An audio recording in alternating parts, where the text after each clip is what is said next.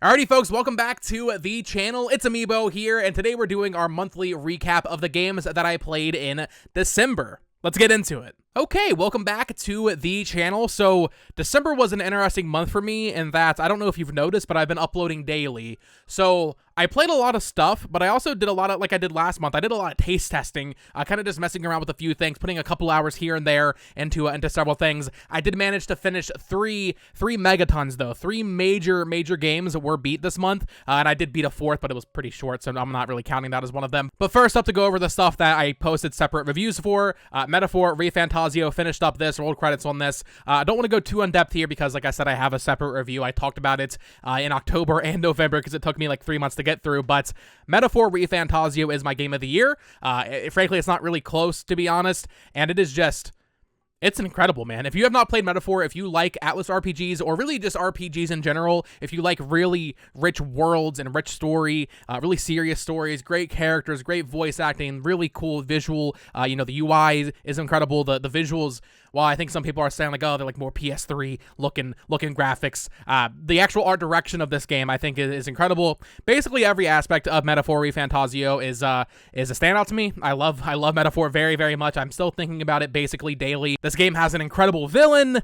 Metaphor is a must-play, in my opinion. If you have not played it, you are doing yourself a disservice. Definitely check it out. So that was over the first couple days of December because I'd already played most of it in November, leading up through, Thanksgiving weekend and all that. But I did have time for another pretty massive JRPG in December, and that is Fantasian Neo Dimension. Now, once again, thank you to Square Enix for sending me a PS5 review code. That's where I played the game. Fantasian's awesome, so if you're not familiar with this is from the original creator of Final Fantasy, Hironobu Sakaguchi, as well as the original composer of Final Fantasy, Nobuo Uematsu, and what I believe he said is going to be his final full soundtrack for a game. And this game has really cool combat where you have your three party members sitting on the left side of the screen, and then you have these lines, and there's a bunch of enemies on the other side, and you kind of move your line around, arc your line to hit multiple enemies at once, kind of do combos that way. And it's really cool, a really unique combat system. You also have the dimension system where you can send random encounters to another dimension and then kind of come back and fight them later. Really satisfying stuff. I think the story has some misses. The characters aren't all amazing, but the dioramas, the environments in this game are really beautiful. It's all handmade. Similar to Metaphor, I have a full review up for this game, so I don't want to go too crazy here, but Fantasian Neo Dimension, highly recommend it. Cool that this game finally got a console release. This, of course, was on Apple Arcade for a few years there. This new version adds voice acting, kind of cleans a lot of stuff up, so highly recommend Fantasian Neo Dimension. It's not better than Metaphor, don't get me wrong, but it's still a really solid time. But now we start moving into the games that I've been putting in just a little bit of time into here or there, a couple hours here, couple hours there, 30 minutes here even in some cases. But I've been talking a lot about Dynasty Warriors over the past month as I played the Origins demo, and it unlocks something in my brain, and I'm like, wait a minute. I want to learn more about Dynasty Warriors. I want to play more Dynasty Warriors stuff, and I showed this in a pickups video, but I did pick up a physical copy of Dynasty Warriors for the PS1. Now, if you aren't familiar with this is actually very different. This is not a Warriors game like we know now, right? The 1 versus 1,000 combat. This is a fighting game. This is a 2D fighting game, and I hadn't hooked up my PS3 in a while, so I hooked up the PS3. My backwards compatible one was playing this, and I mean, it's jank. It's an old PS1 fighting game, but as someone, here's the thing, I grew up with the N64, right? That was my console growing up, and then eventually GameCube, Wii, that kind of thing. PS3 was in there eventually, but I actually don't really have any nostalgia for PS1, and I'm starting to realize that I have been very neglectful of the PS1 library my entire life, because I've been doing more research, been watching a lot of Sean Johnson. He does a lot of great PS1 content over here on YouTube, and the PS1 library is actually, wow. This isn't news to anybody else, but man, I don't know why my entire life I've just been, I was an N64 kid. I like the N64, even though the N64 doesn't have the greatest library. You got your Mario, your Zelda, your Diddy Kong Racing, your Banjo-Kazooie, right? GoldenEye, right?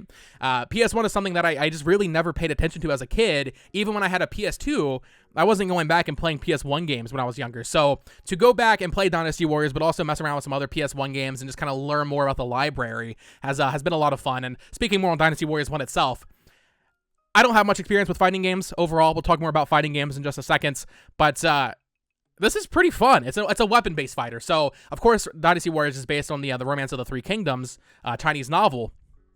So it's all like actual like historical figures, but they have weapons. Of course they all have weapons, like spears, and this one guy has like a big spiky ball thing. It's really fun. Like even like as a PS1 game, as someone who does not know much about fighting games, I was just having a fun time playing through the little arcade mode where you go through a couple matches against computers. I think this game is pretty solid. Has some cool little pre-rendered intro stuff. I mean, I know the visuals are really dated, but it has a charm to it. So I was having a lot of fun with Dynasty Warriors 1 on the PS1. And then these next few we don't need to go too in-depth on, but did play quite a bit of Dynasty Warriors 2 on the PS2, as well as 3 XL, and then finally Extreme Legends Dynasty Warriors 7. Once again, just kind of going on a little tour here, experiencing some of these older Dynasty Warriors games that I never got a chance to when I was younger. Dynasty Warriors 2 is rough, man. I can appreciate it, but I'll say this. Very different games.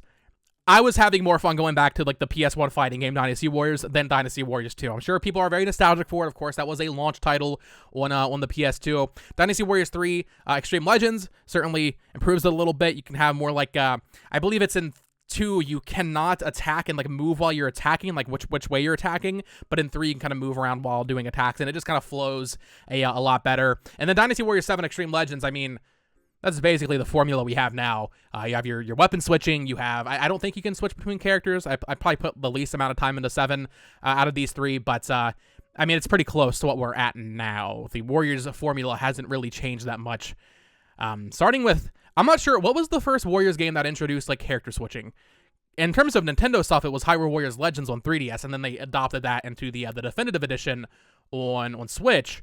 But like in Hyrule Warriors on Wii U, you couldn't switch characters on the fly, like on the map, which is horrible. That is such a crucial part of Dynasty Warriors for me now, or Warriors games, I should say. I'm not sure what the first one to actually introduce that was, but yeah, Dynasty Warriors, I don't want to keep talking about it every video. I feel like I've been talking so much about Dynasty Warriors recently, but yeah, I've been having a ton of fun just kind of going back and experiencing some of these older entries. I want to play a substantial amount of 8XL, I think, this month, leading up to Origins, and this month I mean January. So I want to play through that, maybe not all the way, but put some time into it, some serious time leading up to Origins. But yeah, been having a ton of fun with Dynasty Warriors. But something interesting happened when I was playing Dynasty Warriors 1.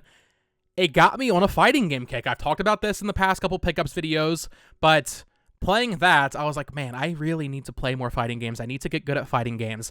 And I'm not going to sit here and lie to you. I am not good at fighting games. I have not gotten good yet at fighting games. But I have played it through a couple fighting games, messed around with them over the course of December. Starting off here, this was the first one I picked up and immediately started playing. And I was like, wait a minute.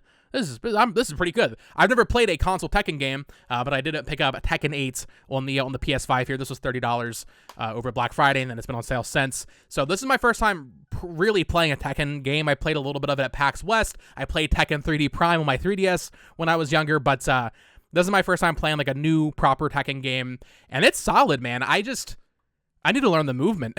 This game has like a lot of like dashing and attacks and stuff, and using the D-pad.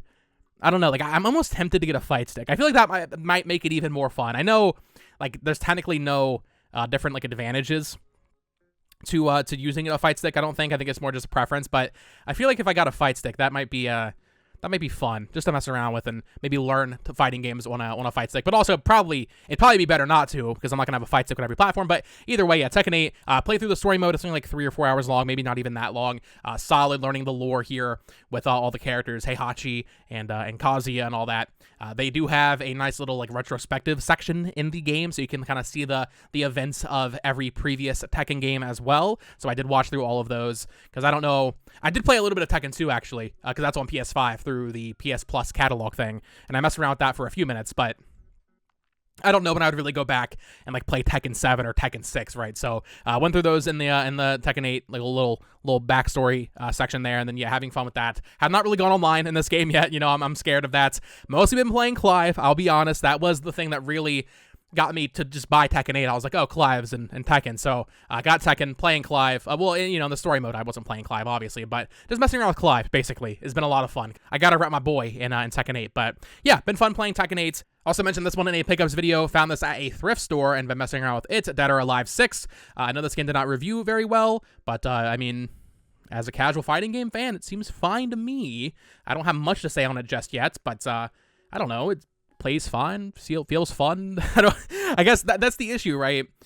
I can play Dynasty Warriors 1 on PS1, and like having no knowledge of fighting games really, and have fun with that. I can play Dead or Alive 6 and have fun with that. I can play Tekken 8 and understand it's a better game than those, but like, I'm not gonna say they're all equal, mostly, but like obviously Tekken 8 is more fun than Dynasty Warriors 1, but like, as someone who doesn't know all the intricacies of doing combos and stuff, I'm just like, oh, this is fun to mess around with for a little bit. And then a final fighting game, I don't have a physical copy, although Limited Run did put one up.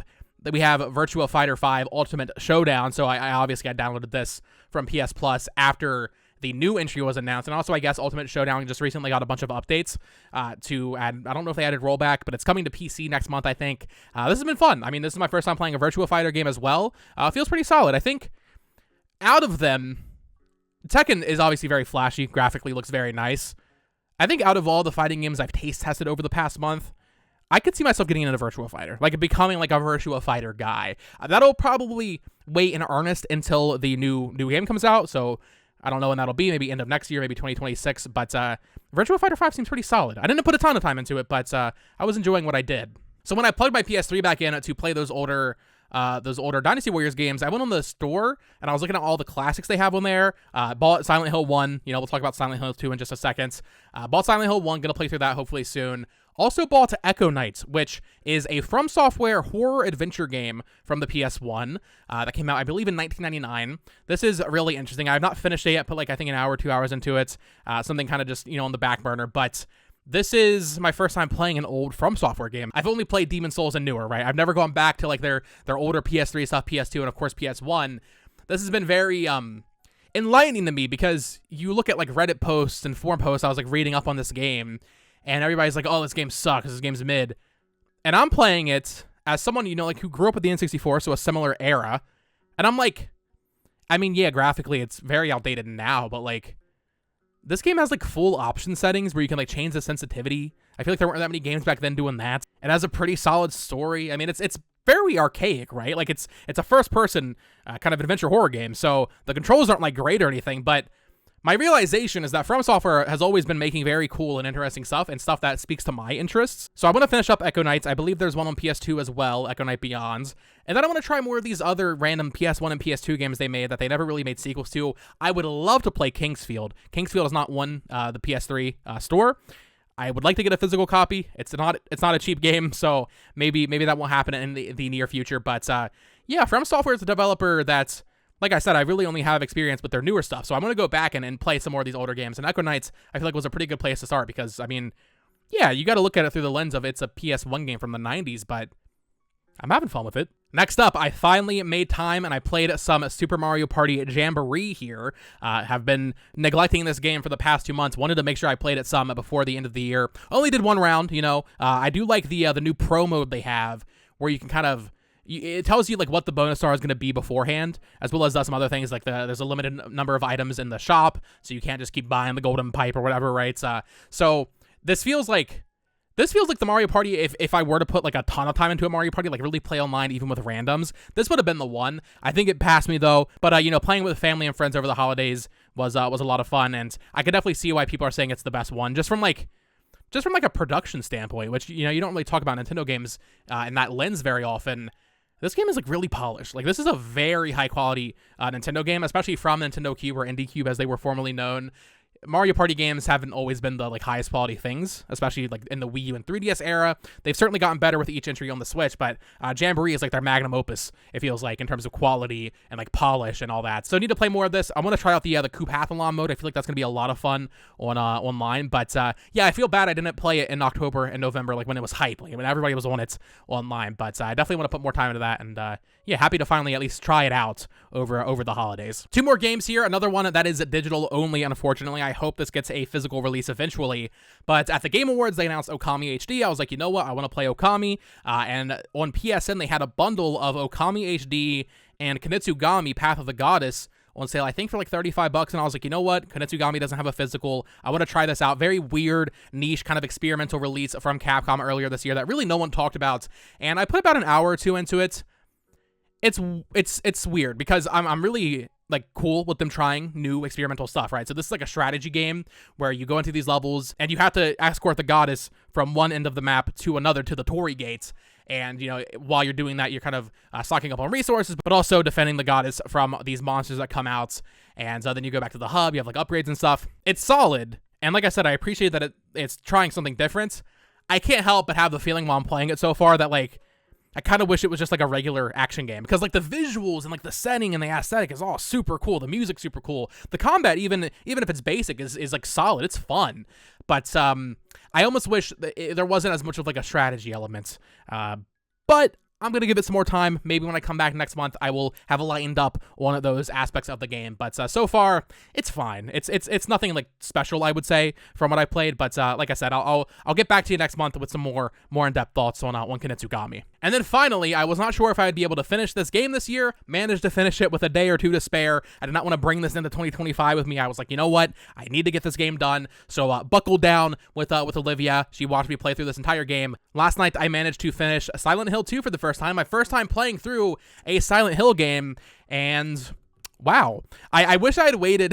I wish I had waited to do my top 10 games of the year video, because I think this would be number 2. Silent Hill 2 is really special. As someone who loves the modern Resident Evil games, but even, you know, some of the older games, even Remake 1, 0, right? Playing through Silent Hill 2 as my first Silent Hill game, I mean, I think it's on the same level. Absolutely. I think it's absolutely on the level of RE2 and these other Resident Evil games that I love. It definitely leans way deeper into like the psychological horror, whereas Resident Evil's oftentimes an action game. But the story of this game and James and figuring out what's going on, and then, you know, finding out like all the revelations towards the end. This was a really, really good game. Pyramid Head is an awesome character that's haunting you throughout the game. Like, I suck with horror games. I'll be honest. Like, I kind of need to play them in like hour increments because they stress me the hell out. But usually what happens is that'll happen for the first couple of play sessions. I'll be stressed out, like, I need to take a break or whatever. And then like third, fourth session, I'm just like, you know what? I'm in it now. Let's go all the way through. Nothing can stop this James Sunderland from going through Silent Hill. But yeah, no, this is a really fantastic game. When it was announced, I wasn't sure if Bloober Team could do it, because Bloober Team has a history of not doing the best stuff, the best work, but they absolutely crushed it. I mean, I really do think this is up there with like the modern Resident Evil remakes in terms of like the way like the guns feel and the controls and like the visuals. I mean, sometimes the visuals maybe feel a little iffy, but overall, Silent Hill 2, really, really enjoyed it. I just beat it last night, so I'm excited to like, obviously I have my own interpretations for everything that happens in this game. I'm excited to like read fan theories. I also want to go back and play Silent Hill 1 and Silent Hill 3, of course.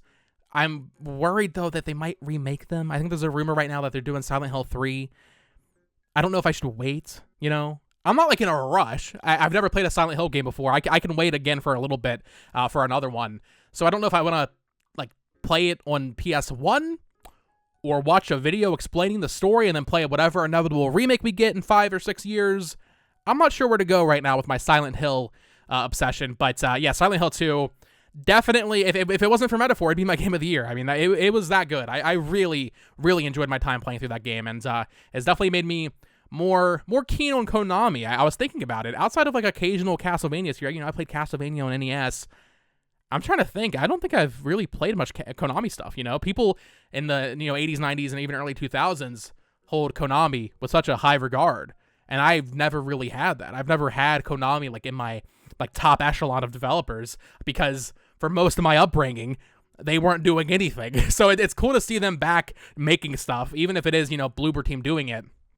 Seeing them actually take initiative and do stuff is exciting, and even though this is very different, it definitely has me interested in MGS Delta next year, whenever that gets a release date, because I've also never played a Metal Gear Solid game. Now, I don't know if I really want to start with that. I think I would rather play them in release order, which is kind of the issue with Silent Hill 2. I wish they had remade the first game first, but I get it. Silent Hill 2 is the fan favorite, and it's something that, like, I wish I'd played Silent Hill 2 sooner. Like, I wish I'd played the original first before this remake was even announced, so that way when the remake was announced, I could have been like, oh man, I love Silent Hill 2, you know, and that way I have kind of some more perspective on like the original version. But very happy to finally get through that first Silent Hill game. Loved it to death.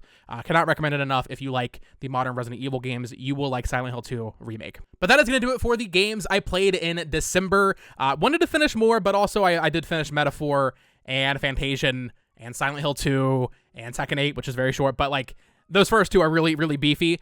like I said in my my backlog goals video for 2025, I want to kind of hone in on some shorter experiences, maybe, you know, more Silent Hill 2 length games, just to kind of like knock more off the backlog. My backlog is massive, and, you know, I'm not going to like not play a JRPG. If I'm feeling one day like, oh, I want to play through, I don't know, some 80-hour, you know, like, I don't know, like a Tales game or something randomly, then I'll do it. If I'm feeling it, I'll do it. But my goal right now, on December 31st, when I'm recording this video, is to go into 2025 playing some shorter games to knock more off the backlog than I did in 2024. Already started Miracle Mask, already started A Way Out, so I'll have thoughts on those next month. But that is going to do it for today. Let me know what you guys played in the comments down below. What did you play in December? And of course, Happy New Year if you're watching this on New Year's Eve. I hope you all have fun tonight, partying, doing your thing. I'm probably going to sit in my dark room playing Miracle Mask on my 3DS. But also, before I close the video, I do want to say, like, thank you, seriously, for the supports over the past four months on Its-A-Mii. I started this channel thinking, oh, I was going to upload weekly, or like maybe twice a week. And now I'm uploading here more than I do on Botox Games. Granted, that's because Nintendo ain't doing nothing in December, and that will kind of flip-flop. That's the beauty of having both channels. I really do appreciate the support so far over here, that I can focus on this channel at times, depending on what's going on, and you guys like to see it. I was not expecting the backlog video to do well. I was not expecting the Switch games I want to finish my collection with video to do well. The fact that I can hop on here and talk about games I'm playing, or even games I want to play, that's crazy to me, and I really, really do appreciate it. I never thought that Its-A-Mii would already have, I mean, we're almost at 5,000 subs in like 4 months. Did not expect that at all. I thought it'd be at like 1,000 maybe, optimistically. So really, really do appreciate your support in 2024, and hopefully 2025 we can make an absolute banger as well. So with that said, thank you so much for watching. Of course, subscribe here, follow me on Twitter at Botox Games, Nintendo News channel at Botox Games, and until next time, folks, peace.